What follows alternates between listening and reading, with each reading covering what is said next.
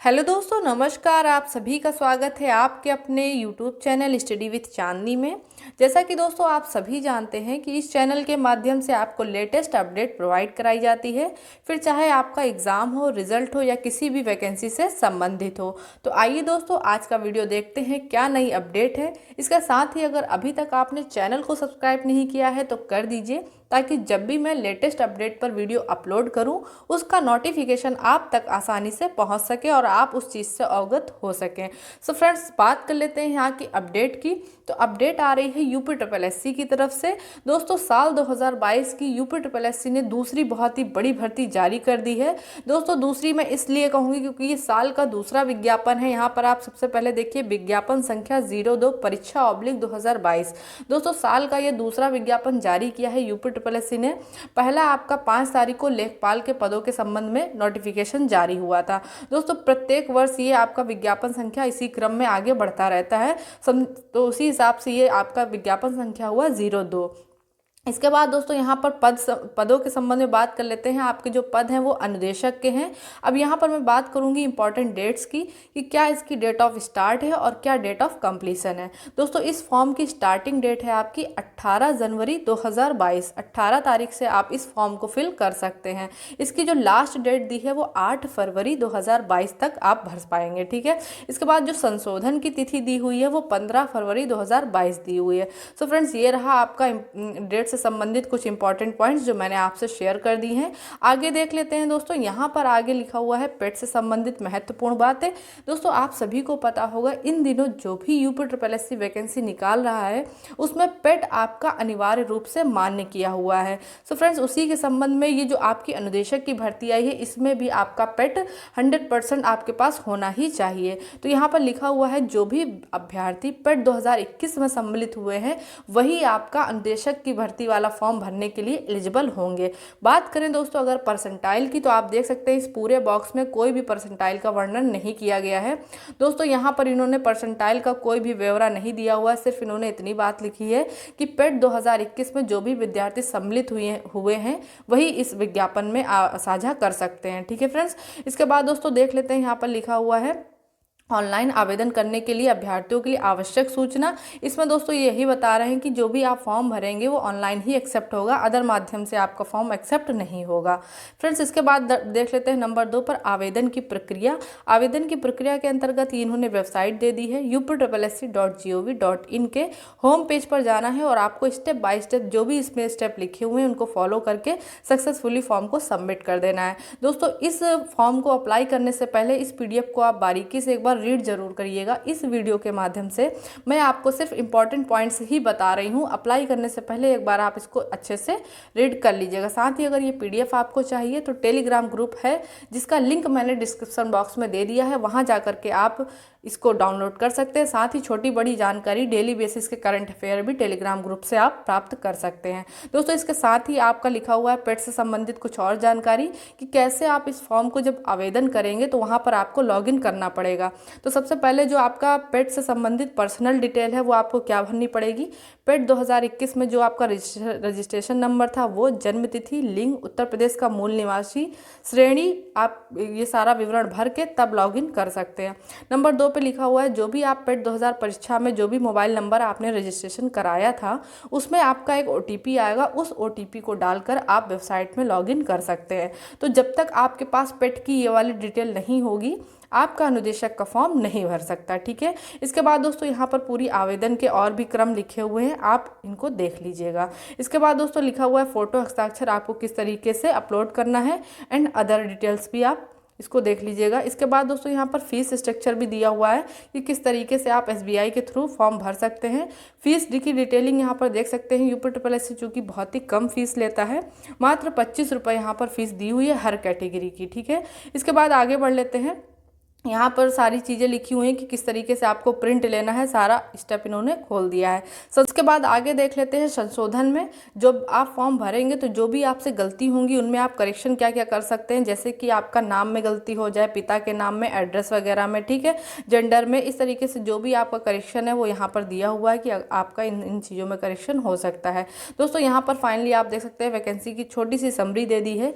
विभाग का नाम है आपका प्रशिक्षण एवं सेवा योजन उत्तर प्रदेश। पद है आपके अनुदेशक के, ठीक है, इंस्ट्रक्टर के पद हैं। ये वेतनमान आप देख सकते हैं मैट्रिक लेवल 6 के अंतर्गत मिला है, बहुत ही अच्छा वेतनमान है और आपका 35,400 से 1,12,400 के मध्य है, ठीक है। इसके बाद दोस्तों यहाँ पर अनरिजर्व कैटेगरी की संख्या देख सकते हैं 1042 पद हैं। सबसे पहले बात करूंगी टोटल पद की, फिर आप देख सकते हैं अनरिजर्व में 1042 हैं। आपके एससी कैंडिडेट जो हैं वो आपके 526 हैं, एसटी में सिर्फ 44 पद हैं और ओबीसी कैटेगरी में 681 पद हैं और ईडब्ल्यूएस के आपके 211 पद हैं, ठीक है फ्रेंड्स। तो इस प्रकार यहाँ पर टोटल बने जा करके 2504, ठीक है। बात करें यहाँ पर स्थायी और अस्थायी का, इसका कोई बहुत बड़ा इफेक्ट नहीं पड़ता है, तो ये इसमें कोई टेंशन लेने वाली बात नहीं है, ठीक है। इसके बाद आगे बढ़ लेते हैं। यहाँ पर देख सकते हैं क्षैतिज आरक्षण भी दिया हुआ है। स्वतंत्रता सेनानी के लिए 21 पद है, विकलांगजन के लिए आपके 70 पद हैं और महिला के लिए 460 पद हैं, ठीक है। भूतपूर्व सैनिक के लिए 95 है। ये आपका क्षैतिज आरक्षण के तहत इतनी सीटें रिजर्व रहेंगी, ठीक है। इसके बाद नेक्स्ट है फ्रेंड्स यहाँ पर शैक्षिक योग्यता। आपके पास इंपॉर्टेंट क्वालिफिकेशन क्या क्या होनी चाहिए इस वैकेंसी में अप्लाई करने के लिए। पहले नंबर में दोस्तों दिया हुआ है कि आपने हाई स्कूल की परीक्षा उत्तीर्ण की हो, मीन आपने 10th पास किया हो, ठीक है फ्रेंड्स। एक तो ये योग्यता होनी चाहिए। दूसरा नंबर दिया हुआ है कि कॉलम नंबर 4 में, स्तंभ 4 में विभिन्न व्यवसायों ऑब्लिक विषयों, नंबर दोस्तों यहाँ पर कॉलम नंबर 4 में इन्होंने बता रखा है कि कौन कौन सी ट्रेड इस वैकेंसी के लिए अप्लाई कर सकती हैं, फिर चाहे उन्होंने बीटेक किया हो, डिप्लोमा किया हो या फिर उन्होंने आईटीआई का कोर्स किया हो, सभी के लिए वैकेंसी दोस्तों ये एलिजिबल है। यहाँ पर इन्होंने ट्रेड कॉलम नंबर 4 में बखूबी उल्लेखित कर रखी है। अभी हम लोग नीचे चल रहे हैं, वीडियो को इन तक ज़रूर देखिएगा, आपको सारी वहाँ पर ट्रेड क्लियर हो जाएंगी, सारी कैटेगरी वाइज पोस्ट भी क्लियर हो जाएंगी। इसी के साथ दोस्तों यहाँ पर तीसरे पॉइंट में ये कह रहा है डीजीटी के अधीन विभिन्न व्यवसायों में किसी व्यवसाय में सुसंगत राष्ट्रीय शिल्प अनुदेशक प्रमाण पत्र आपके पास होना ही चाहिए। सीटीआई का सर्टिफिकेट और सीआईटीएस से संबंधित कोई भी सर्टिफिकेट आपने ग्रहण कर रखा हो। सो फ्रेंड्स ये 3 आपके पास योग्यता होनी चाहिए। इसके साथ ही दोस्तों देख लेते हैं डिटेल में ये कौन कौन सी ट्रेड मांग रहा है और क्या क्या आपके पास बीटेक हो या डिप्लोमा हो या आईटीआई हो, उसमें कितने कितने पद अलग अलग दिए हैं। तो आइए देख लेते हैं। बाद दोस्तों यहाँ पर अधिमानी आहर्ता देख सकते हैं। अधिमानी आहर्ता में आपके पास अगर ये सर्टिफिकेट है तो लगा दीजिएगा, आपको वरीयता दे दी जाएगी, अन्यथा कोई बहुत ज़्यादा इनकी आवश्यकता नहीं है दोस्तों। इसके बाद बात करें अगर आयु सीमा की, आयु सीमा दोस्तों यहाँ पर मोटे तौर पर देख सकते हैं 21 से 40 वर्ष मांगा है। 1 जुलाई को आपकी 21 वर्ष मिनिमम होनी चाहिए, ठीक है। इसके बाद दोस्तों बात करें अगर आरक्षण की, तो सारा नियमावली के तहत आपको आरक्षण दे दिया जाएगा। तो यहाँ पर देख सकते हैं सिलेक्शन प्रोसेस क्या दिया हुआ है। सिलेक्शन प्रोसेस आपका दोस्तों लिखित परीक्षा है, रिटन टेस्ट के आधार पर आपका फाइनल सिलेक्शन माना जाएगा। इसके साथ ही दोस्तों यहाँ पर एक कंडीशन इन्होंने लगा दी है, प्रत्येक अभ्यर्थियों को सीआईटीएस परीक्षा में प्राप्त अंकों के प्रतिशत का 20% अंक प्रदान किया जाएगा। इसका मतलब दोस्तों ये है कि आपकी जो लिखित परीक्षा होगी वो आपकी 80% की होगी। 20% आपका सीआईटीएस में जो भी आपने प्राप्तांक प्राप्त किए हैं उसका 20% आपको ऐड किया जाएगा, ठीक है। इस प्रकार 20% ये हो गया और 80% की आपकी जो बाकी सिलेबस से आपसे पूछेंगे, जो भी आपके पॉइंट्स होंगे तो उसका आपका 80% सिलेबस रहेगा, ठीक है। तो ये आपका हो गया लिखित परीक्षा के संबंध में। परीक्षा योजना और पाठ्यक्रम ये अलग से आपको विधिवत रूप से बता देंगे, ये इन्होंने लिख रखा है। इसके साथ ही दोस्तों नीचे भी कुछ इंपॉर्टेंट पॉइंट दिए हुए हैं जहाँ पर सबसे ज़्यादा लोगों को डाउट है, चलिए वो भी एक नज़र देख लेते हैं। इसके साथ ही यहाँ पर कुछ ब्लैंक फॉर्मेट भी दिए हुए हैं कि किस प्रारूप पर आपको कौन सा फॉर्मेट जमा करना है जब आपका सिलेक्शन होता है। दोस्तों यहाँ पर देख सकते हैं एक सारणी दी हुई है, इस सारणी में आपको सारी ट्रेड ओपन कर दी है कि कौन कौन सी इसमें ट्रेड मांगी गई हैं, सारे पद ओपन कर दिए गए हैं, कैटेगरी वाइज भी और टोटल भी, ठीक है, कि आपके जनरल में कितने हैं, ओबीसी एससी एसटी में कितने हैं। इसके साथ ही दोस्तों देख सकते हैं क्षैतिज आरक्षण को भी ओपन कर दिया है और आपका लंबवत आरक्षण इन्होंने कितना दिया है उसको भी यहाँ पर ओपन कर दिया है। दोस्तों इस सारणी में आपको एक एक पोस्ट के बारे में डिटेल जानकारी इन्होंने दे दी है कि किस कैटेगरी में कितनी आरक्षण के तहत कौन सी पोस्ट है।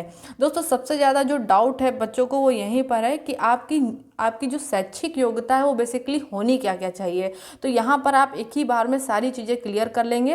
दोस्तों सबसे पहले बात करें अगर हम टोटल पोस्ट की, तो टोटल पोस्ट आप सभी को मैं बता चुकी हूँ स्टार्टिंग में है 2504, ठीक है।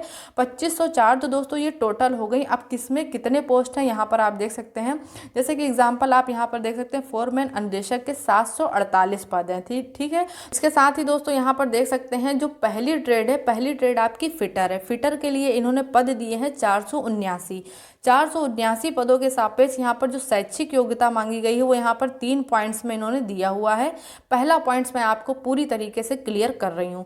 पहला पॉइंट है दोस्तों, आपने बीटेक की डिग्री प्राप्त की हो मैकेनिकल इंजीनियरिंग में। ठीक है, मैकेनिकल इंजीनियरिंग में आपने बीटेक किया हो, AICTE से वो अप्रूव्ड हो। ठीक है, पहली कंडीशन, पहली तो ये हो गई आपने बीटेक किया हो, इसी के साथ आपको 1 वर्ष का आपके पास अनुभव भी होना चाहिए। ठीक है, क्लियर, बीटेक हो मैकेनिकल इंजीनियरिंग में, साथ ही 1 वर्ष का आपके पास अनुभव भी हो। ठीक है, दूसरी कंडीशन में फ्रेंड्स यहाँ पर लिखा हुआ है आपने डिप्लोमा किया हो जो कि AICTE से अप्रूव्ड हो, और साथ ही आपके पास 2 वर्ष का अनुभव भी होना चाहिए। ठीक है, डिप्लोमा प्लस 2 वर्ष का आपके पास अनुभव भी होना चाहिए। तीसरी कंडीशन में फ्रेंड्स ये लिख रहे हैं या तो आपने ITI किया हो और उसके साथ ही आपके पास 3 वर्ष का अनुभव हो। ठीक है, तो यहाँ पर आप क्लियर तौर पर समझ सकते हैं कि आपने बीटेक किया हो, 1 वर्ष का अनुभव हो, डिप्लोमा किया हो तो 2 वर्ष का अनुभव हो, अगर आपने ITI किया है तो आपके पास 3 वर्ष का अनुभव हो, ITI आपका फिटर से संबंधित हो। ठीक है, इन्हीं के साथ साथ तीनों योग्यताएं होने के बावजूद आपके पास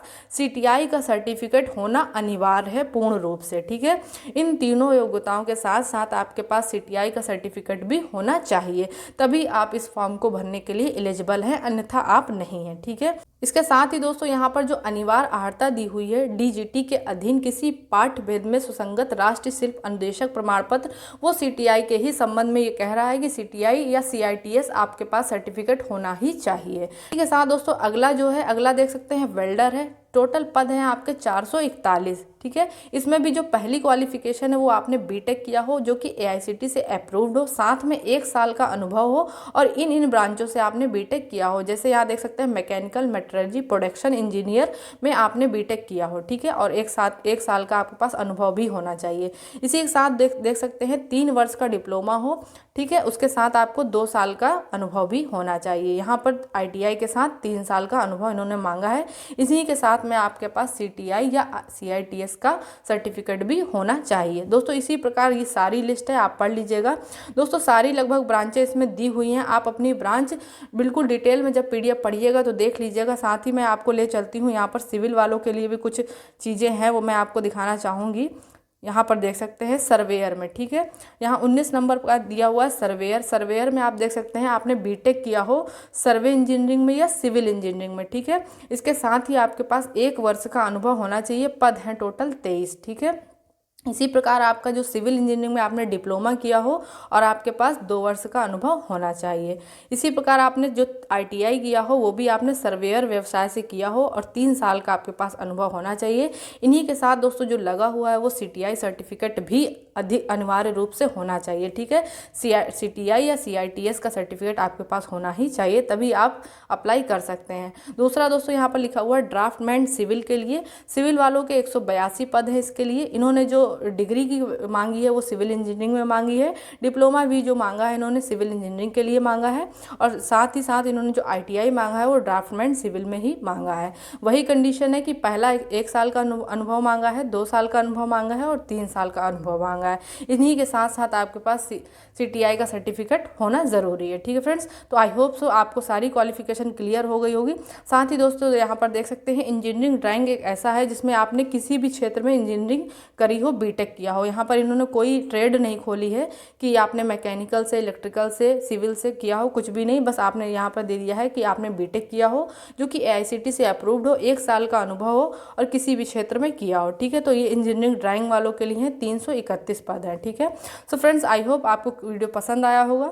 वीडियो पसंद आया हो, थोड़ा सा भी यूज़फुल लगा हो तो प्लीज़ वीडियो को लाइक ज़रूर करिएगा। अपने बहुत सारे नए फ्रेंड्स से शेयर भी करिएगा जो भी इस वैकेंसी के लिए एलिजिबल हैं दोस्तों, उनके लिए बहुत ही ज़्यादा बेनिफिट रहेगा। तो इसी के साथ मिलती हूँ नए वीडियो में एक नई अपडेट के साथ। तब तक आप सब अपना ख्याल रखिएगा। जय हिंद।